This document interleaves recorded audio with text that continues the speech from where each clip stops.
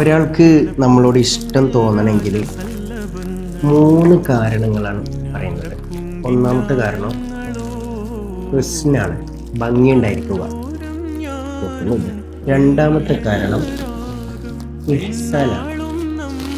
ഇഹ്സാൻ എന്ന് പറഞ്ഞാൽ നമ്മളൊരാൾക്ക് ഗുണം ചെയ്താൽ ആ ഗുണത്തിന്റെ കാരണമായി അവർ നമ്മളെ ഇഷ്ടപ്പെട്ടേക്കാം. മൂന്നാമത്തെ കാരണമാണ് മുശാബഹ.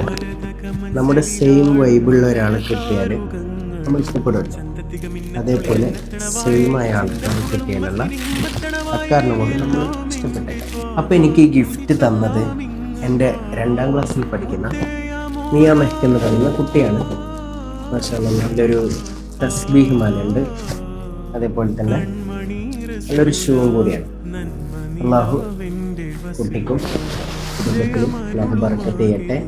പഠനത്തിലും മറ്റു കാര്യങ്ങളിലൊക്കെ അള്ളാഹു വിജയം നൽകട്ടെ. ആമീൻ.